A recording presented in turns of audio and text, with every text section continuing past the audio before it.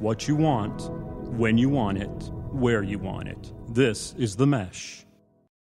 This podcast is sponsored by Jackson Creative, a custom communication agency located in downtown Hickory, specializing in online content creation. To learn more, visit thejacksoncreative.com. Jackson Creative, we tell your story.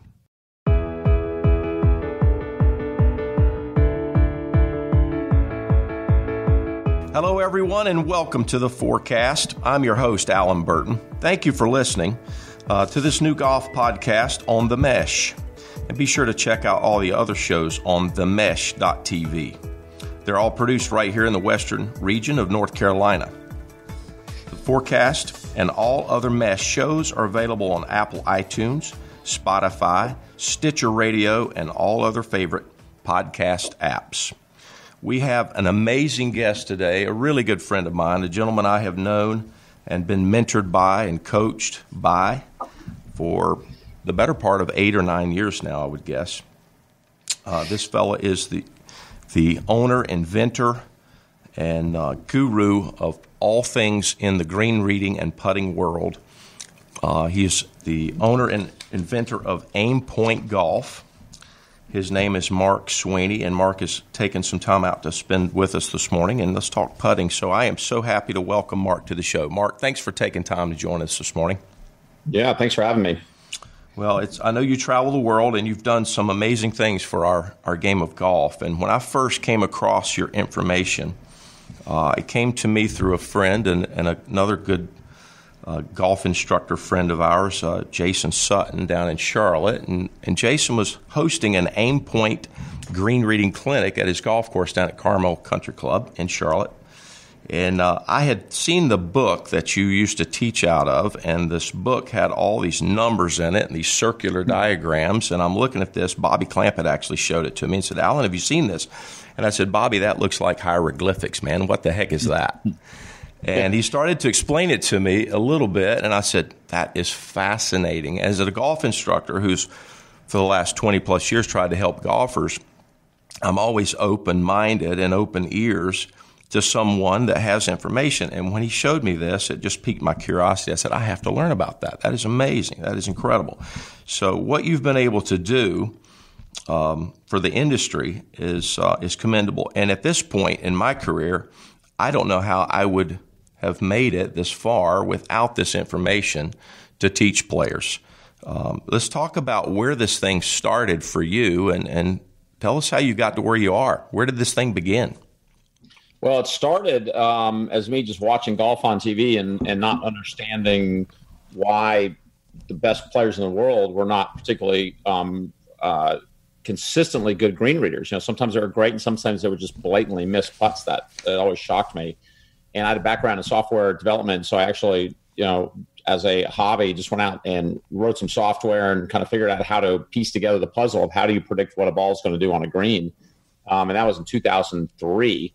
Came together pretty fast, and then ended up using that on Golf Channel on TV for about 6 years, which made us perfect the math on it. Because on Golf Channel, I had to predict any putt on any green under any conditions for any player of any length to any hole position. I had to be accurate to within 2 inches, and that included wind, grain, green speed, everything.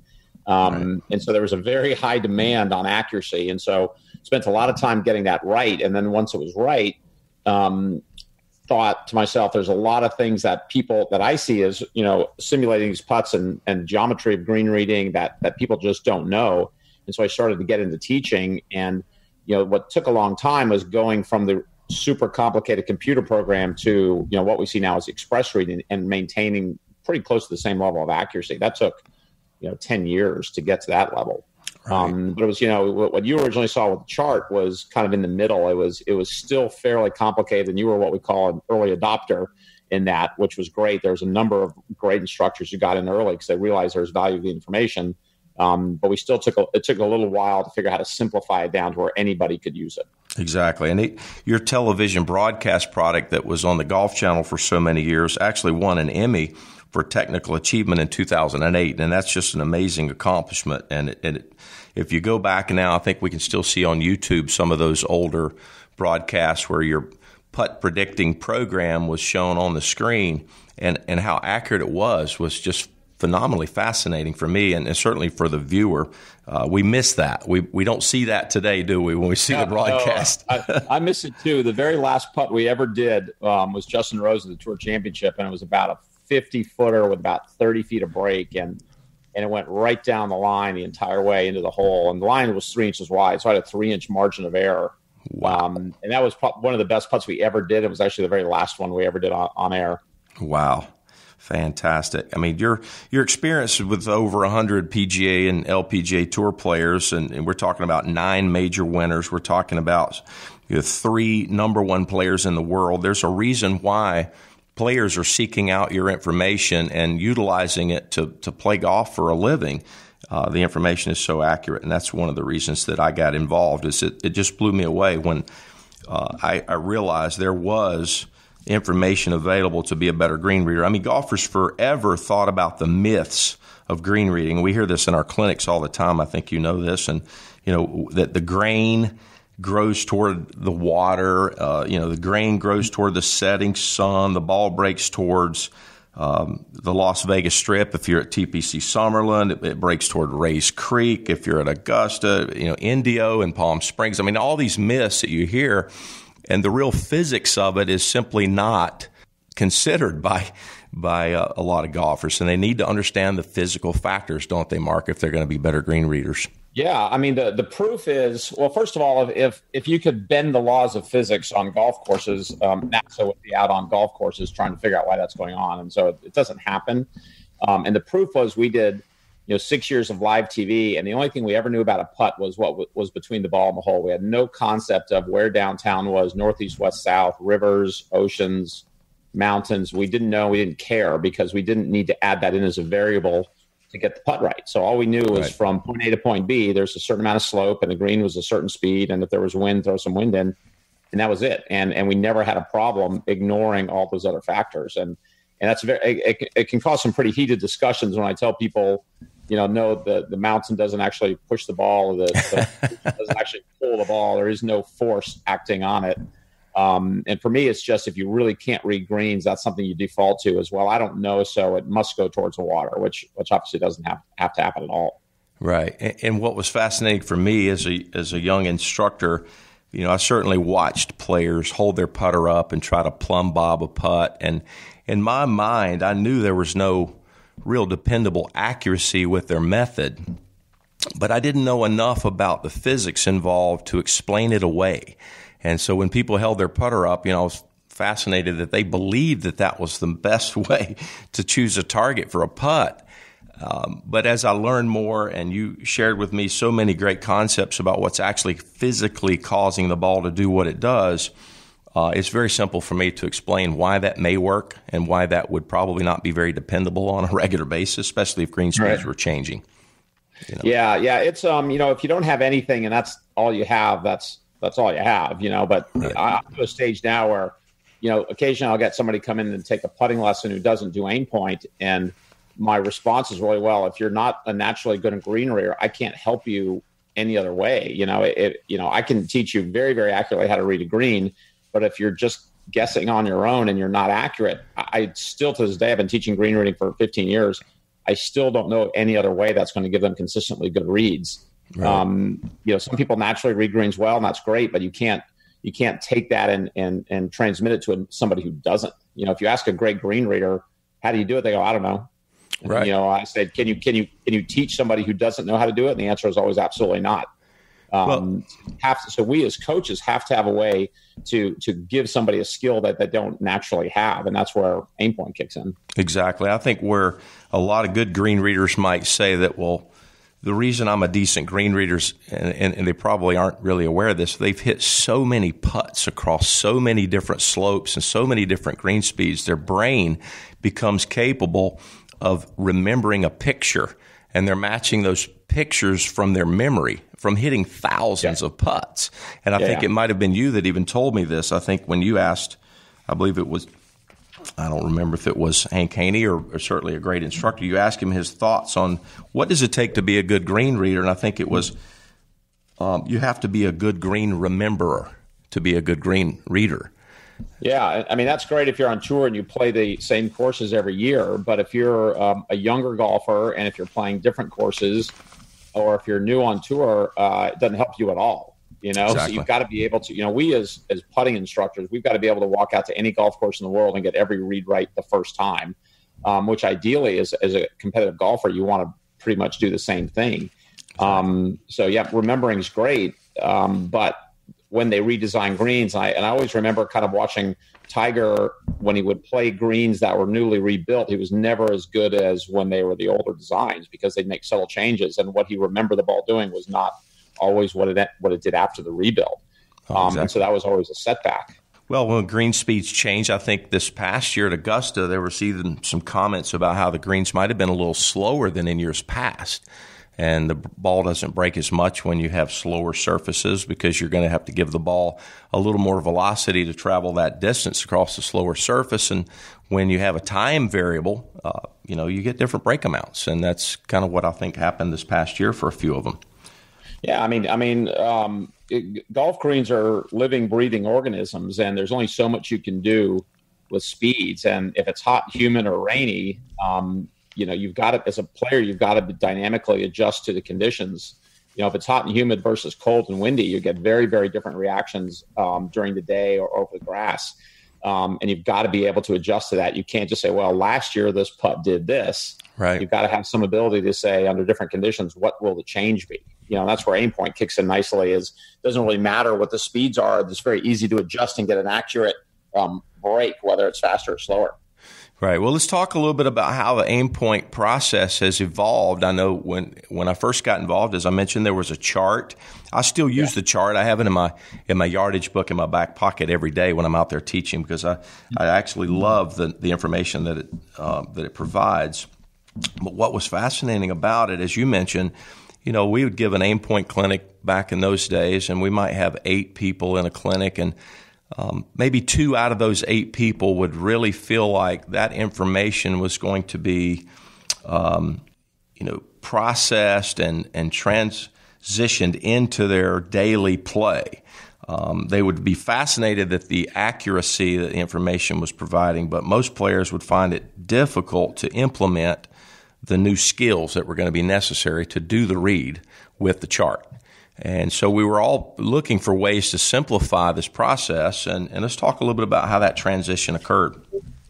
Yeah, it was actually fascinating because we had, the process was super accurate, but it relied on at least you getting at least 3 variables correct. And so it was work. I always told people it would take about 6 months to get really good at doing the chart read.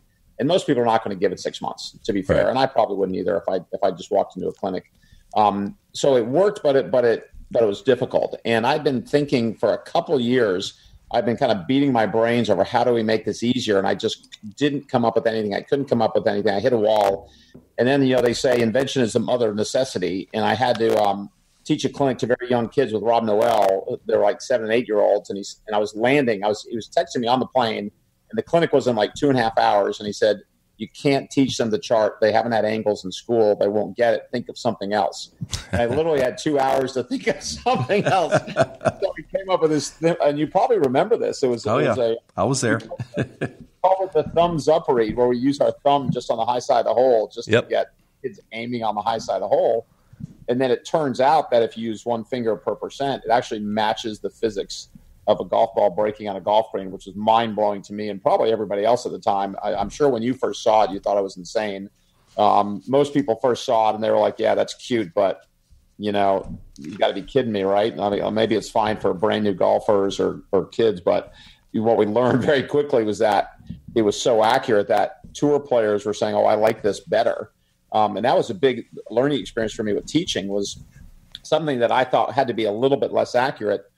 We got better performance out of it because it was more natural. It was visual. Right. You were facing the hole. You weren't doing numbers in your head. And we actually got better performance from players out of a process that I thought was 5% less accurate, but they performed way better, and that's when I realized, okay, this is the way to go because anybody can do it at all, regardless of experience. It's accurate. It's easy. It's fast. And then it was just off to the races at that point. That was 5 years ago now, more than 5 years ago, believe it or not. Yeah, and I remember when we came up with this concept. I was at the conference actually, the time that the thumbs up read was introduced, and a guy was Rick Murphy and I were standing on one section of that putting green, and we were holding our thumbs up, and everybody on that putting green had thumbs up in the air that morning. And yeah, I don't know if you remember this, but I looked at Rick and I said, "Man, we got a 6% side tilt here on this putt, Rick." I said, "Man, my thumbs are fat, but 2's not going to give me near enough break for this putt." 2 is not going to do it, and that's right. And he looked at me and he said, "Well, what are we going to do?" And I actually said, "Man, we're on a 6." And I said, "I think if we put up 6 fingers, we could probably get this thing playing high enough."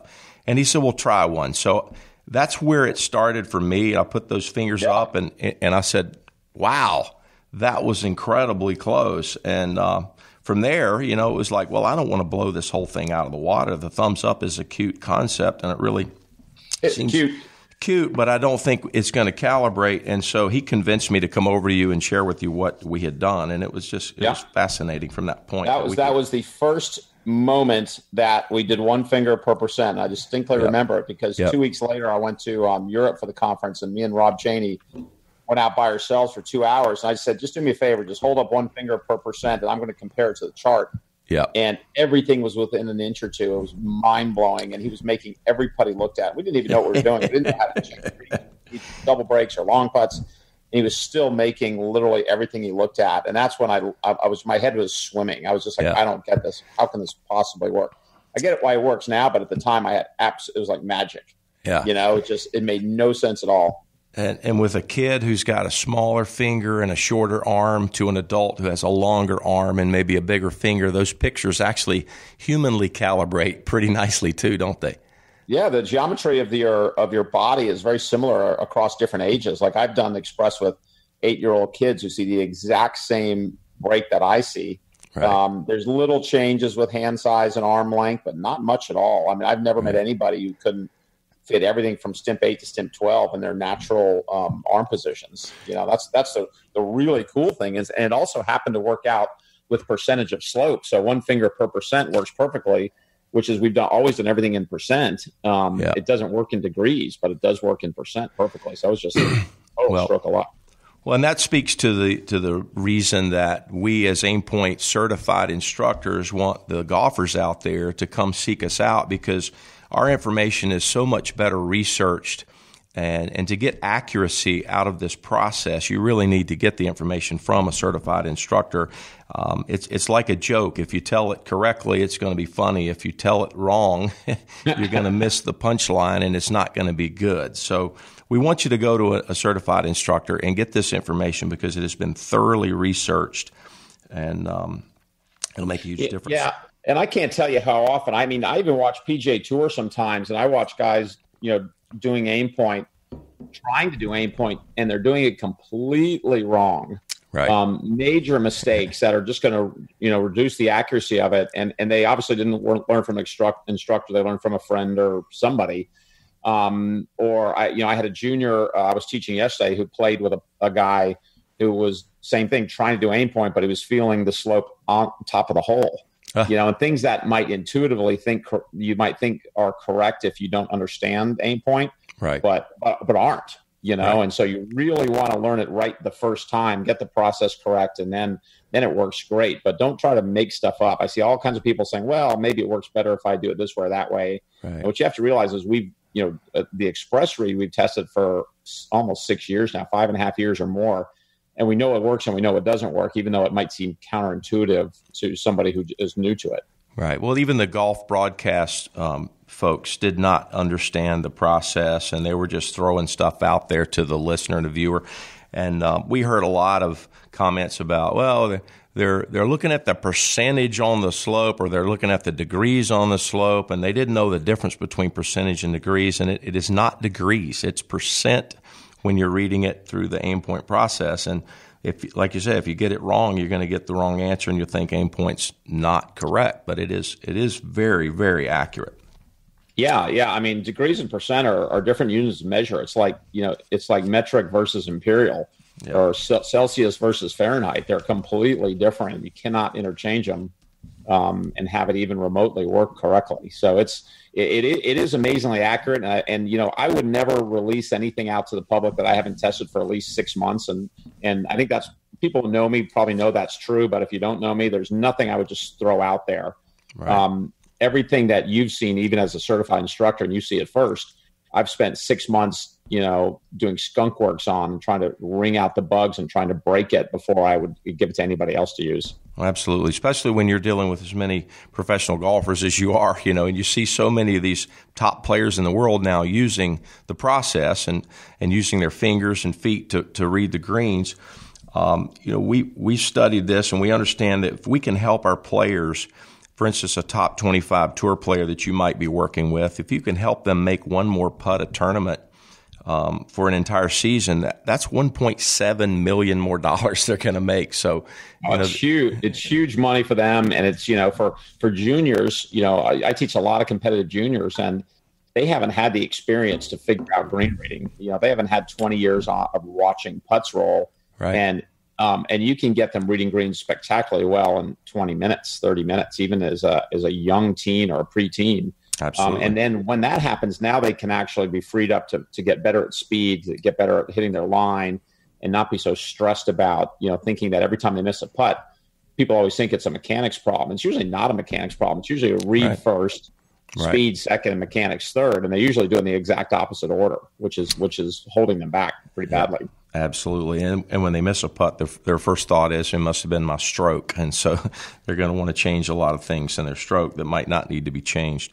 But that's the process that we're trying to help golfers with. And what my experience has shown is that golfers in general have no real clue about how much a ball breaks. When I ask a player about a 10-foot putt, across a 2% slope on a 10 stemp, I'll demonstrate that putt, and I'll set it up, and I'll say, well, how much do you think this ball actually breaks?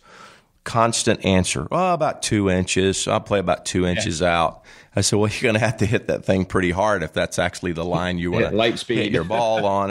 And you say, well, it's how about 9 inches? How about 9 inches? And when you put a marker out there at 9 inches, they look at you like, no way this thing's going to break that much. I said, well, when you coordinate the correct speed with this line, I think you'll see why it's going to break 9 inches. And you just have to set those kind of putts up and constantly show golfers that putts break more than you think because you're just not good at getting the speed correct.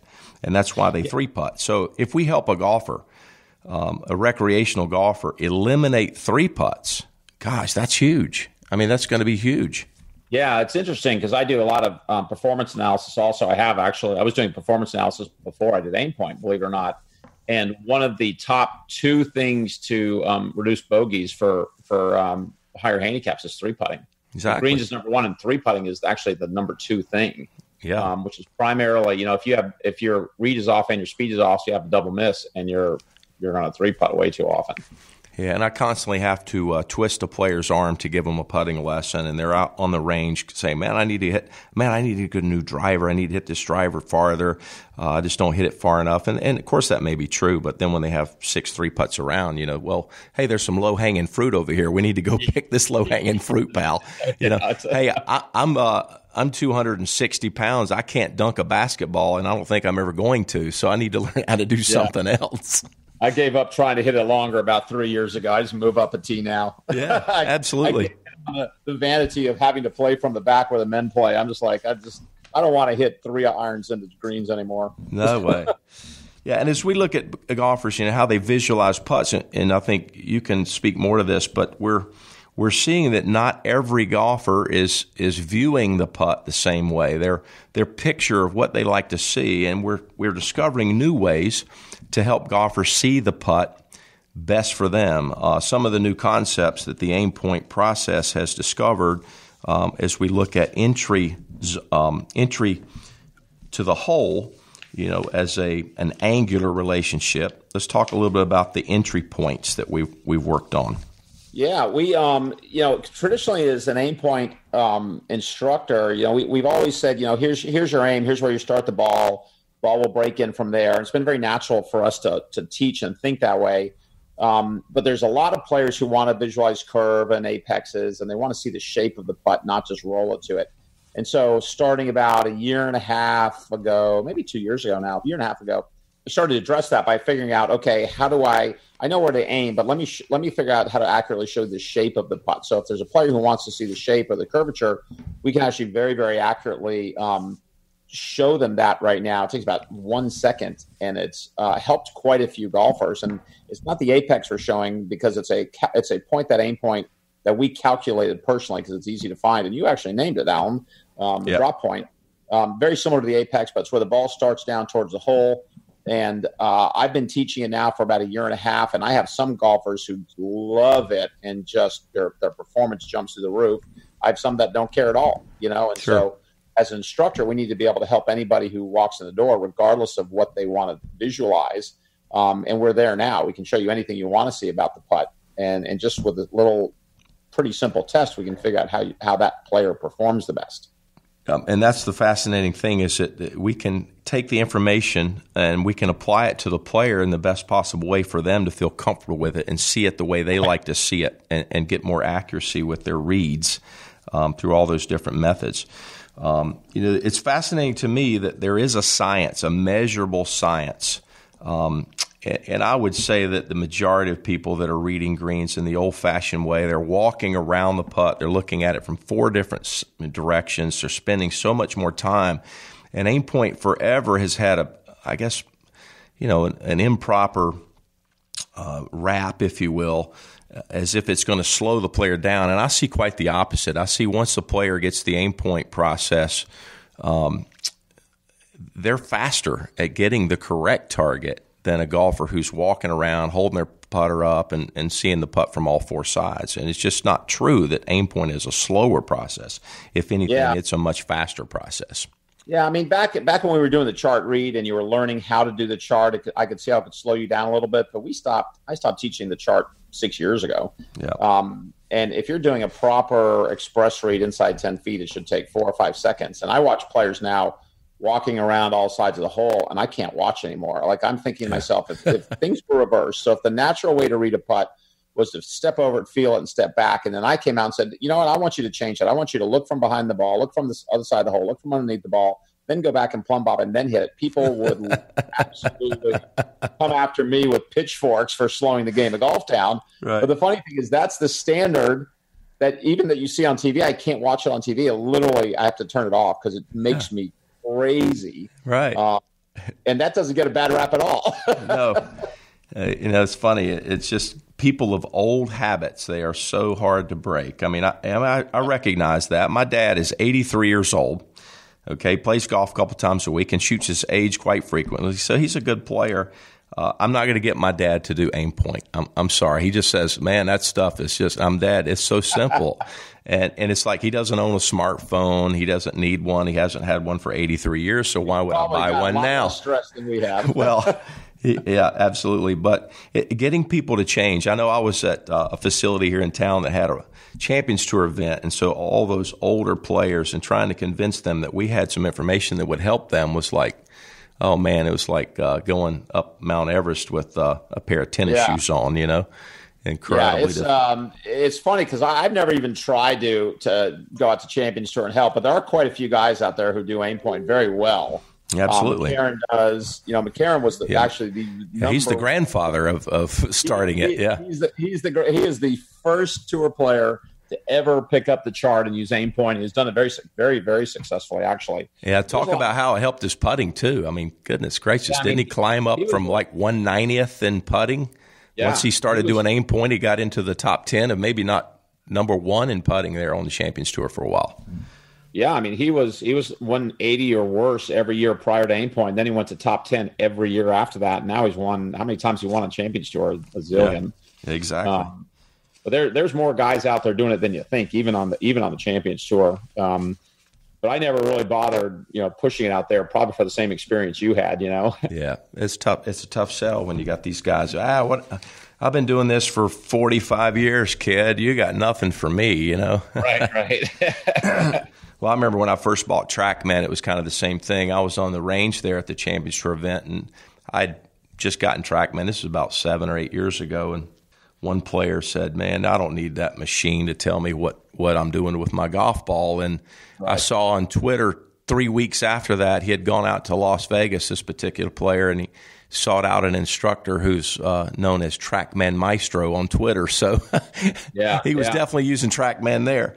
It's funny because I always get this, the naysayers will say, well, Jack Nicklaus didn't need aim point. That's at the time he didn't. And you know what? If you go back another 100 years, they didn't need Titleist balls and Middlewoods. But the reality is competition keeps evolving, and good players are going to look for competitive advantage. And as they get competitive advantage, the field needs to catch up. And before Jack, they didn't use yardage books. A single person on tour who plays that yard just now? There's no way, right? Because you're at a disadvantage if you don't, and it's becoming that way with aim point, where you are going to be disadvantaged if you don't know how to use it. Right. So back in the days when we were teaching out of our chart, I got a lot of blowback from students about knowing the exact distance they were from the hole to actually do the read. And I would say to them, hey, you have a rangefinder? And, of course, they would say, yeah, I have a rangefinder. And I'd say, well, how much did you spend on that rangefinder? And they'd say, well, $400, I think. I'd say, wow, it really meant a lot to you to know the distance of your approach shot from the fairway, but when you get on the green, you really don't want to know the distance of your putt. It's just fascinating to me. And so it's been a mentality that I'd brought as a coach now to my lessons to the players. I say, we want to know what we can know and guess less. And that's exactly what aim point does. It helps players know more about the physical factors that are involved and choosing a good target for this putt. And there certainly isn't an exact point that the putt has to be hit at. There's a coordination of speed with that line that's so important. I refer to it as the compatibility between your line and speed.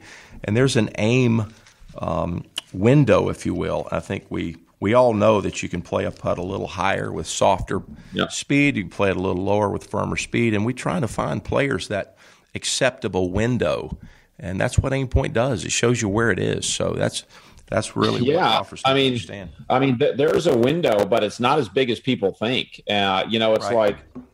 There's a window for how long or how short you can hit a certain club. Maybe not how short, but how long you can hit a club. And if you're trying to hit a sand wedge 190, it's not going to happen, right? And if you try to play 1 inch of break on a 10-footer on a 2% slope, it will never, ever, ever go in. And so what we're saying is let's very, very quickly show you where the middle of that window is, and you can tweak it an inch or two up or down, but that's about it. Yeah. And anything outside that window, you will not make the putt. And so why bother even trying to hit putts and breaks that are completely unmakeable? Well, I've tried to explain to players too, and showing them that the aim zone is going to widen as the break amount increases, and the wider that aim zone is, the more difficult their putt is.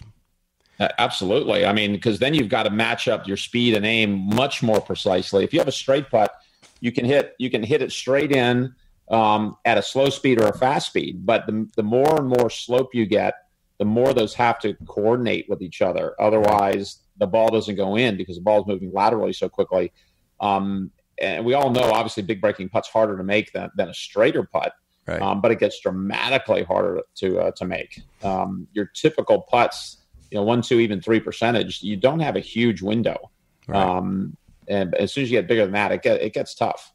So the better the player, the more aware they have to be about positioning their ball appropriately on the slope to give themselves the high percentage putt. And I think a lot of times golfers think they putt poorly, and of course that may be true, but the reality is they may be in the wrong position on the slope to begin with. They've got a very low percentage putt because of the break amount and the slope they have to deal with to coordinate line and speed becomes much more difficult. So that's what we need to make players aware of, isn't it? Yeah, the old adage, pin high on the older greens that are steeper is death. Right. If you're high across 3s and 4s all day, you're not going to make anything. Absolutely.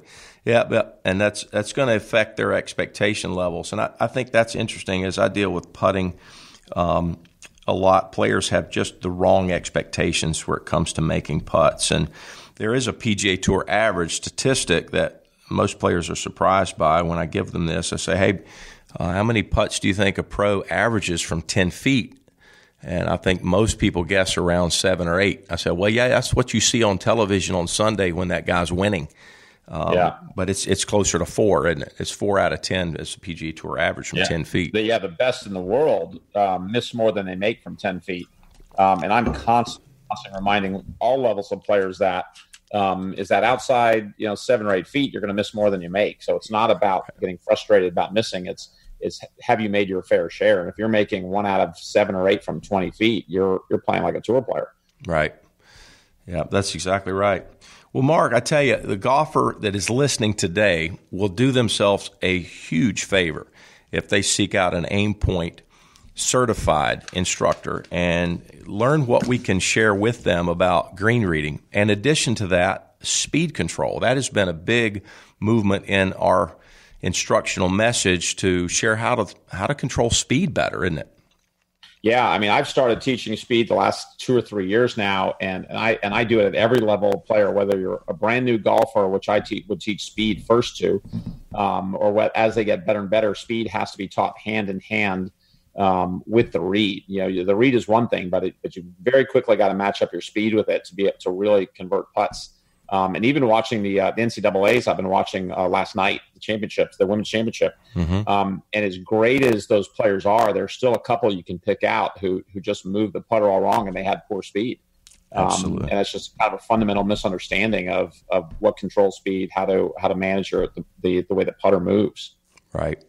Yeah, I think players, I generalize this in saying this, but I think golfers have most often a very slow, short backstroke, and then they really accelerate through the ball, don't they? Especially on these longer putts or a putt that's got a lot of uphill slope or a slower green.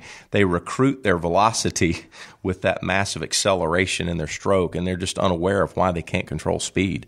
So it's good. And that's exactly what I was watching a few players do last night, and they were really struggling with the uphill, slower putts. And the best golfers and the best speed players don't do that. They're not trying to jab through the ball to create speed. They create speed earlier, and then they're very smooth with it. They typically have longer strokes. Right. And so I do spend every lesson I ever give, we spend some time on speed because that takes the longest to develop, and it has to be worked on kind of constantly. Sure.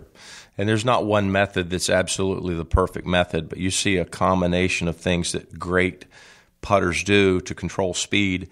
And I think a guy asked me one time or shared this information with me. It's a great concept. He said, if I was going to ask you to drive your car into that brick wall and you had to guarantee that you were going to hit the wall at 14 miles an hour, he said, how would you do that?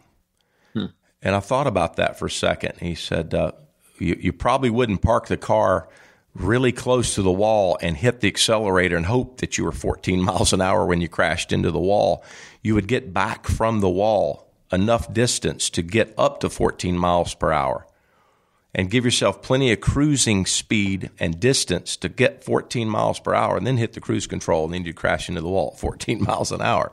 And I thought, well, that's kind of what golfers do when they putt. They guarantee a particular impact velocity required for that putt by getting that speed well before impact, and they just cruise through the ball at that speed.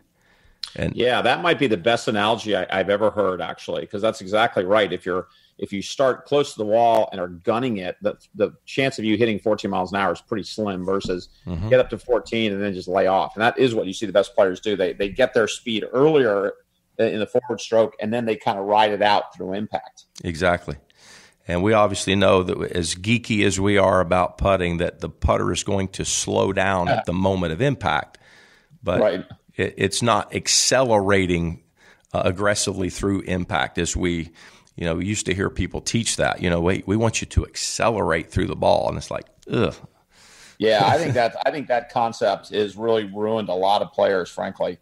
Accelerating through the ball makes them short and jabby. In my opinion, it can make them yippy also. Absolutely. Some people I've seen that are very yippy tend to be short, very fast accelerators. So it always makes me very nervous when I see that. Yeah, it's difficult to transition and move the handle, the shaft, and the club head, at the same rate when you're pulling on that handle and changing that velocity so rapidly through your transition. I think that makes a lot of challenge for golfers. And certainly I see that a lot with recreational players. But that's what they're told to do. They're told to accelerate through the ball. And I guess maybe they had this massive backswing at one time and extremely scared to hit the putt too hard because it hit one 10 feet by, and then they have this massive deceleration. Right. And so they're just told to do the opposite. But that's not going to work for them very well on a consistent basis. One thing I've tried to get players to do is when they practice, and I stole this from a fellow aim point instructor, John Graham. John used to put a coin on the green and say, I want you to stop the ball on this coin. And I transitioned that to another concept where you putt to an old hole. I want you to stop the ball on the old hole, the hole that's plugged up that you can see. But when golfers putt to a hole, they might see the ball go in and immediately assume that was a great putt. And it's right. You're completely robbing yourself of the feedback about how that ball's speed was going to encounter with a hole. And we like to call it capture speed, but we can see the capture speed much better if we get a player to roll a ball to a point on the green. Maybe it's a coin, maybe it's an old hole, but they can see where that ball is going to come to rest in relation to their target and get a better insight to how they're controlling delivery speeds. Yeah, I mean, if your ball's ever hitting the back of the cup, you're hitting it way too hard. Right. Way too hard. And you'd be surprised if you roll it over a fake hole or something, for it to go a foot and a half past the hole. It's not going very fast at the hole itself. Right. It's going a lot slower than most people think to go that far past. Yeah, and when you putt uphill to a hole, the back of the hole is much higher than the front edge of the hole, so you're gaining some benefit putting into that uphill hole that you probably aren't even aware of. Yeah, no question about it. The speed can be much more aggressive and still go in the hole, and then when you're putting downhill, it's the reverse. The back of the hole is lower than the front edge of the hole, especially on a steep slope. So it's a big physical factor there at the hole when you have that slope around the rim of the cup. Yeah, I do, particularly birdie length putts. We do a lot of speed control work, where minimum to me is about 4 inches past the back of the hole, and maximum is about 2.5 feet. Mm-hmm. Anything short of that, anything long of that's an equal fail, frankly, because you never want to trade off a 3-putt for leaving one short. Right. And so, especially with junior competitive golfers, spend a lot of time where only in that window is it acceptable. Anything outside that window is a fail. Yep. Fantastic. Well, if golfers are listening, they're going to benefit greatly by finding an Aim Point certified instructor to spend a little time with. You can come see me here in Hickory, North Carolina. You can chase Mark Sweeney down when he's not flying to China or Europe. He's going to be somewhere around Orlando. I think you're still over at the Waldorf Astoria Golf Club. Is that correct, Mark? Yep, I'm in the Waldorf. I'll be there. I'm there on and off during the summer, but that is the home club that I teach out of, yeah. And as far as a golfer wanting to seek out a little time with you, would they want to email you, or how would you like them to try and reach out to you? Email is the best way. Just go to aimpointgolf.com. You can get my email there and email me. There should be my schedule should actually be available on there also, although it'll be blocked out. I'm gone for the next couple of weeks.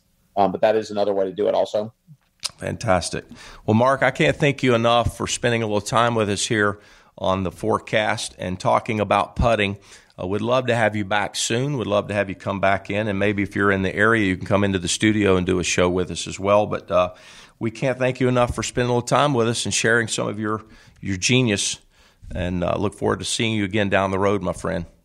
Great. Thanks. Anytime. All right. Take care, Mark. That was Mark Sweeney from Aim Point Golf, and I'm Alan Burton, your host. I hope you learned something about your putting today, and if you did, send us a message. You can reach us at alan@alanburtongolf.com, and you can give me a phone call if you'd like. My number is 704-232-3673.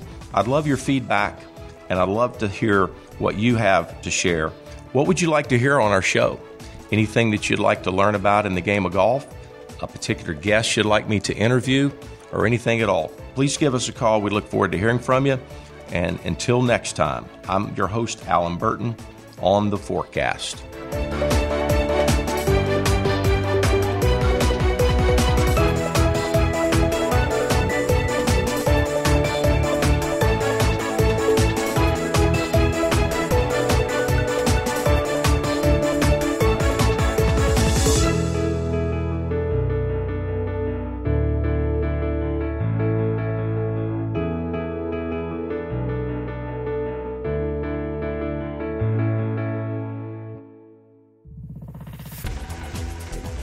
You've been listening to The Mesh, an online media network of shows and programs ranging from business to arts, sports to entertainment, music to community. All programs are available on the website as well as through iTunes and YouTube. Check us out online at themesh.tv. Discover other network shows and give us feedback on what you just heard.